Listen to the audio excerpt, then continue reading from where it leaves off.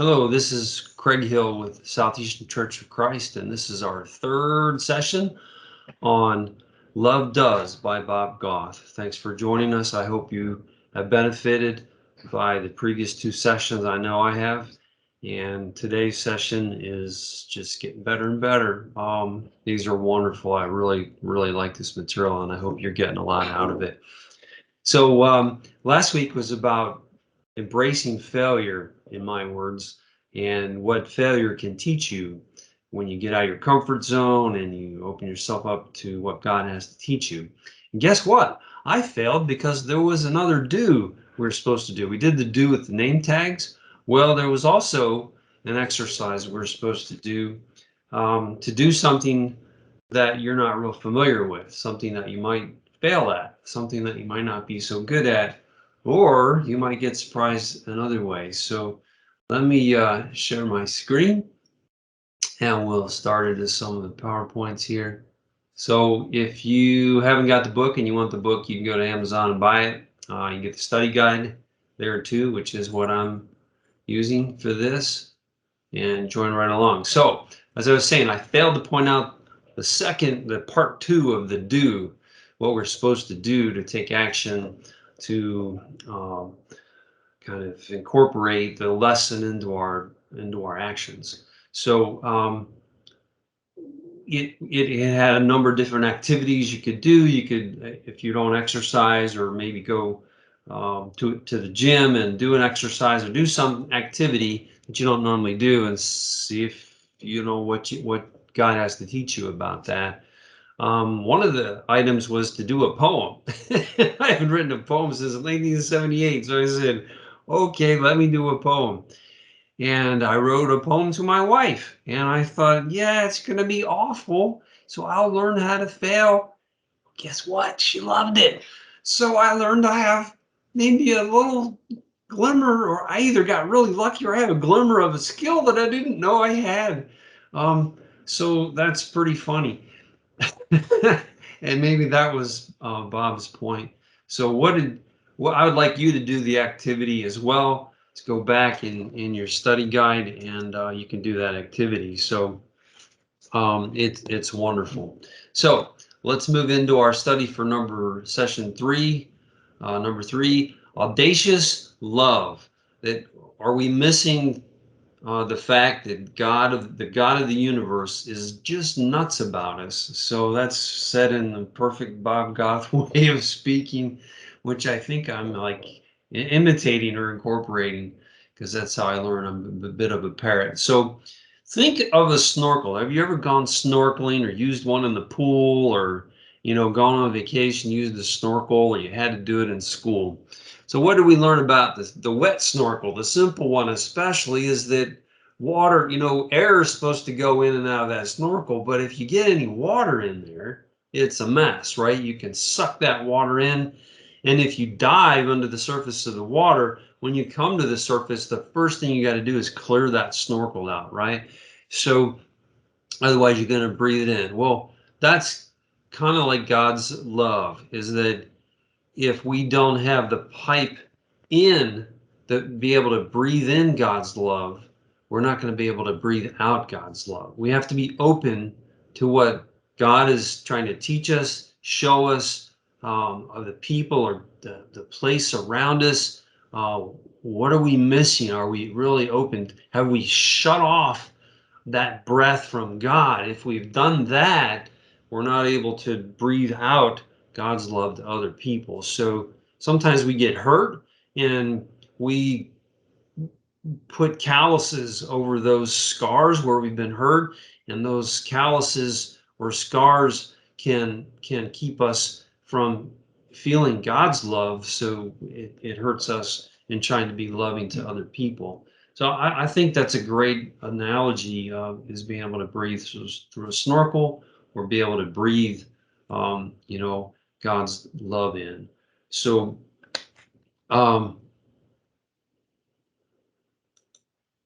so what's the biggest favor anyone has ever asked you? For me, what came to mind first, this isn't really that big, I suppose, but let me get the slide up here. Here we go.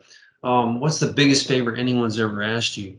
For me, I was in high school, probably a sophomore, and I was on the football team, and I was home, and I don't know if we had practice that day. And I got a call on the home phone. I was the only one there to pick it up, and it's this guy's mom. And she's going, Chris, did you see Chris in school today? He didn't come home when he was supposed to. And it was like 6, 7 o'clock at night. And I'm like, well, yeah, I think I know who he is, and I think I saw him there today. His locker's about 6 down from mine. Yeah, I did. I saw him. And she's like, well, I don't know where he is. And I said, well, how about I go back up to the school and I look for him? And she's like, would you do that? And I was like, well, sure. We just lived about 10 minutes from the high school, and they lived a lot farther away. I didn't know that. At the time, I didn't know this guy. So I go back up to school. It's a big school, but I, knew it well. And I looked around and I find Chris. I'm like, Chris, hey, your mom's trying to get a hold of you, right? No cell phones back then. This is in 19, probably 76, 77. And he just couldn't believe that I would have drove up there, and I must have been a junior, right? I had a car, drove up there and found him, and the family couldn't believe it. We became best friends. We were best friends all through high school, Chris and I. And he invited me on family vacations, and we went to the shore together on my family vacations. We had a blast together and really got tight. Both played on the football team, but barely knew him before that. So it kind of led to a good thing. So for me, that was seemed like a big favor to go back up to the school and do that. So let's hear the word. 1 John 4, 7 through 12. Dear friends, let us love one another, for love comes from God. Everyone who loves has been born of God and knows God, and whoever does not love does not know God, because God is love. This is how God showed his love among us. He sent his one and only Son into the world that we might live through him. This is love, not that we loved God, but that he loved us and sent his Son as an atoning sacrifice for our sins. Dear friends, since God so loved us, we also ought to love one another. No one has ever seen God, but if we love one another, God lives in us, and his love is made complete in us. Now, what does the scripture say about the relationship between God's love and ours? Thinking about the snorkel, right? If we have love, then God's love is in us. We know him and we know love. God covered our sins with the sacrifice that he made for us, which demonstrated his love to us, that he would do that for us. So some other questions. What does verse 12 mean when it says God's love? It says that it made us was made complete in us, right?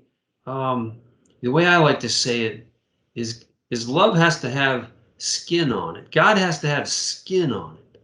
So it's hard for someone sometimes to feel God's love unless it's represented in someone in that person's life, right? Someone went up and found him at the school, right? You're going to see what Bob Goff does in the video to express his love to this fellow named Ryan. But, someone needs to put an arm around somebody. Somebody needs to loan them their car. Remember, a guy loaned me his car once at Southeastern, a guy named Dale Turner. I couldn't believe it. My car was in the shop. We didn't have, Regina needed her car. And he's like, well, you got to take my car. I'm like, what are you talking about? And he's like, I'm not using it that day. I can share a car with my wife. He's like, it just makes perfect sense. Why would you? And then I was like, no. And he's like, why would you stop me from being able to do something for you? This is important to me. I was like, okay, Dale, wouldn't want to hurt you. But it was a great way of persuading me to take this favor from Dale, because and God had, it was represented in Dale. It was a good thing. So how does our love for one another make God visible? I think that's how Jesus is revealed when people do loving things for someone else. That's revealed.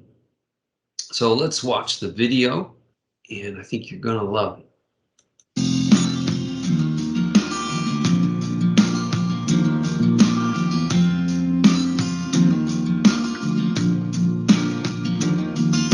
There's a path behind our house, and friends and neighbors, other people walk along it. And I've met some terrific people here. And even a couple of them have shaped the way that I understand God.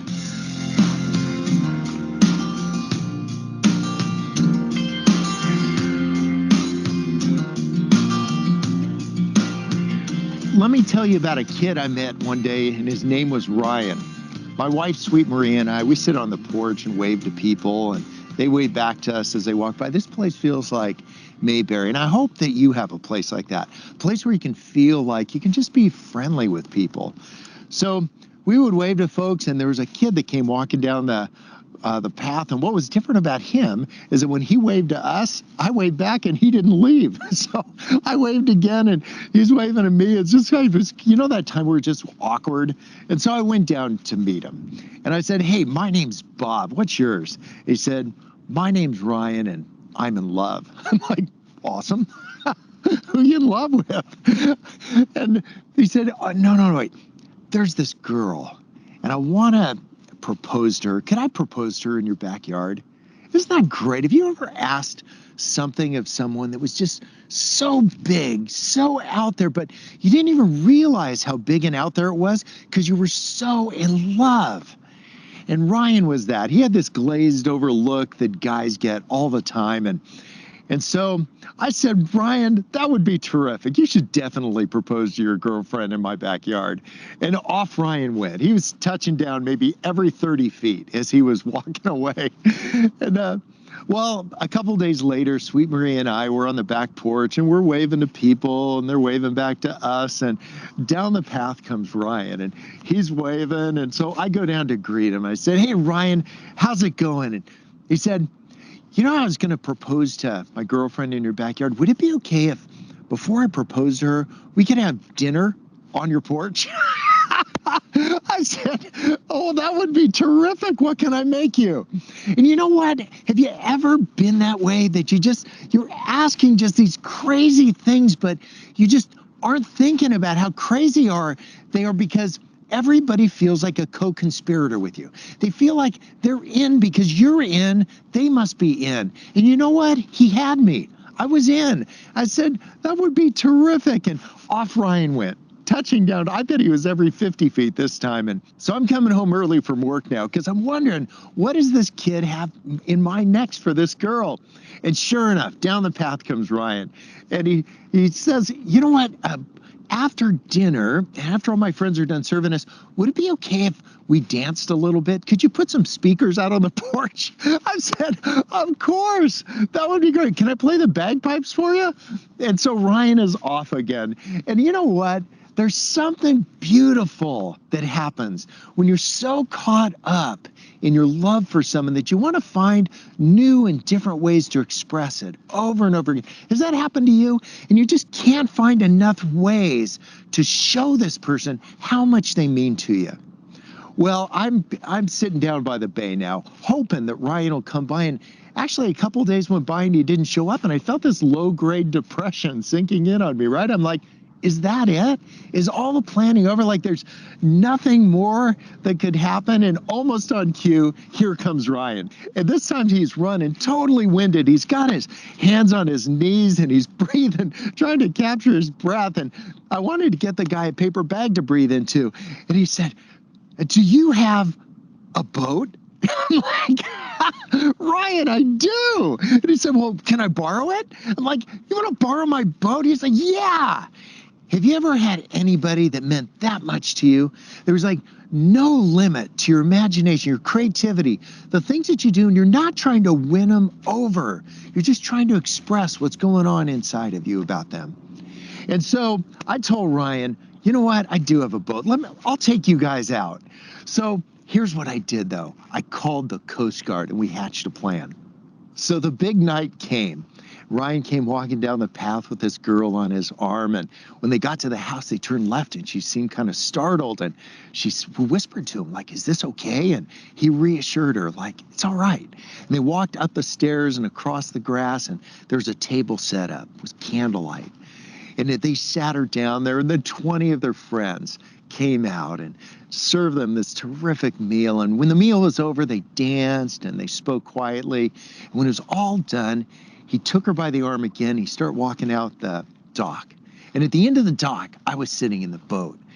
And we took him across the bay, and out at the end of one of the jetties, there was a patch of sand, and 40 of his friends were lined up there. And Ryan went up to the front of the boat and took a knee, and they started spelling out with candles like, "Will you marry me?" I guess just in case he forgot, right? What he didn't realize is that in all of this, a Coast Guard firefighting boat had pulled up behind us.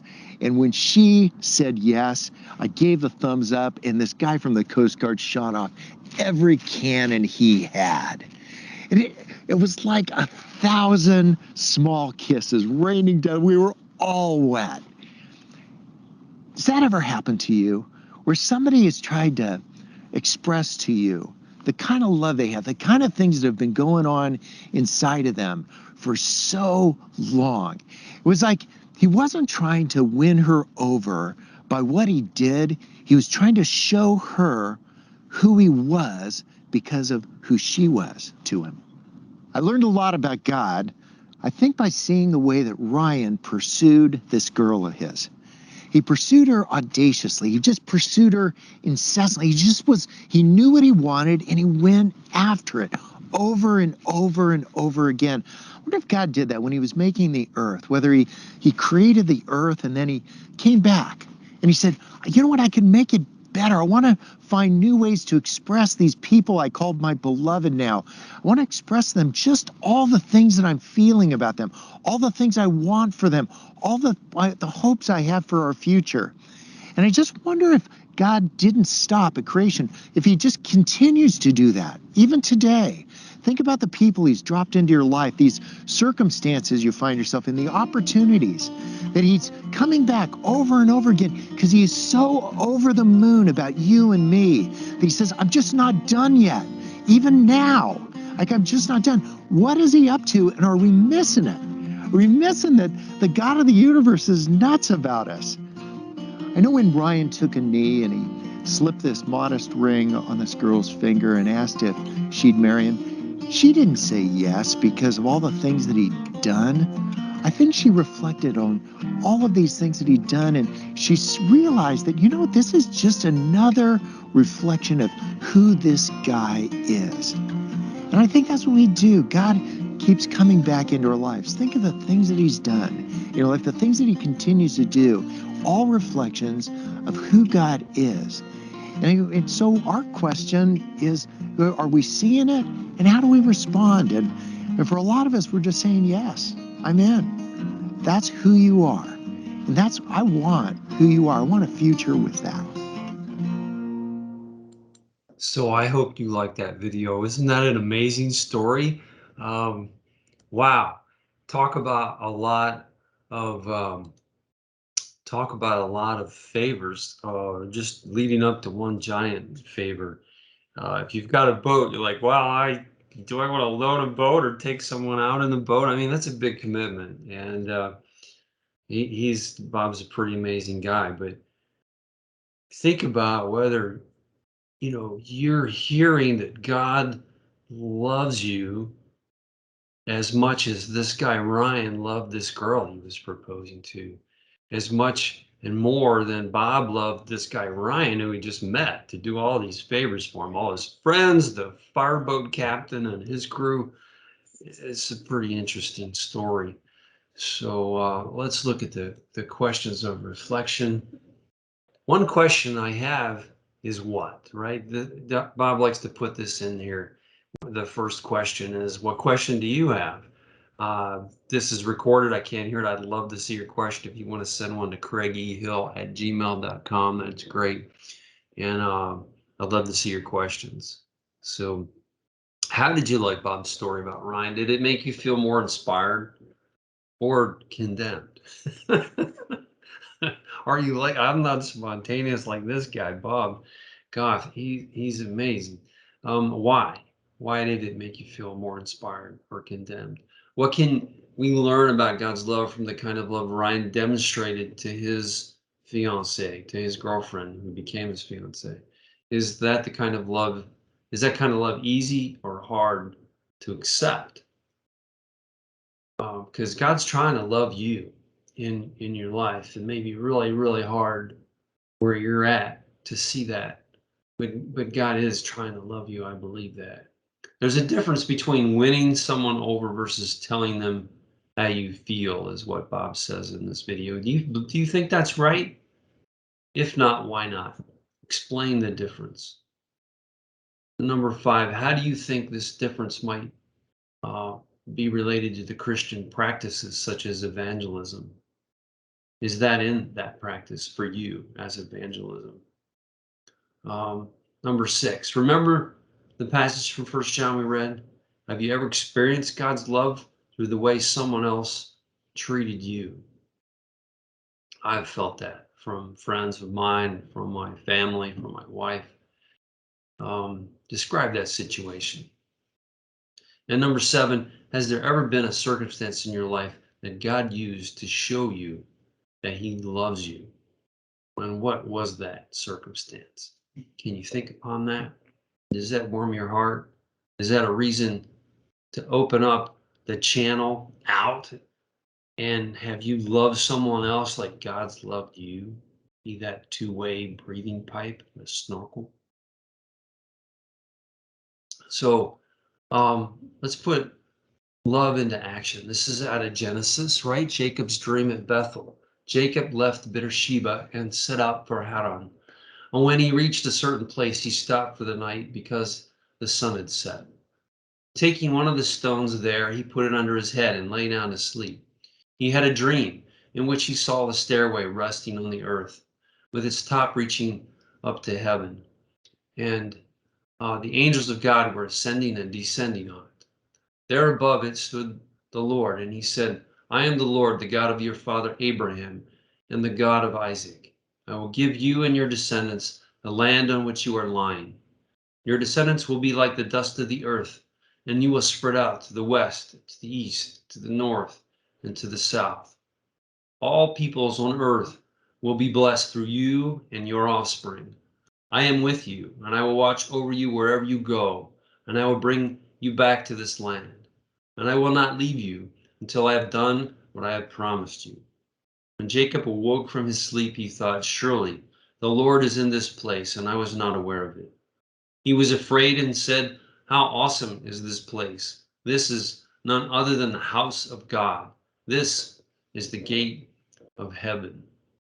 So we've got a two-part do like we did last week, but I got both parts in here first. And do this on your own. I did this before I recorded this. It was pretty interesting. But go to YouTube and don't search for anything. Just play 2 or 3 of the top videos that show up on your homepage. For me, it was up here. I got some guy with some herb.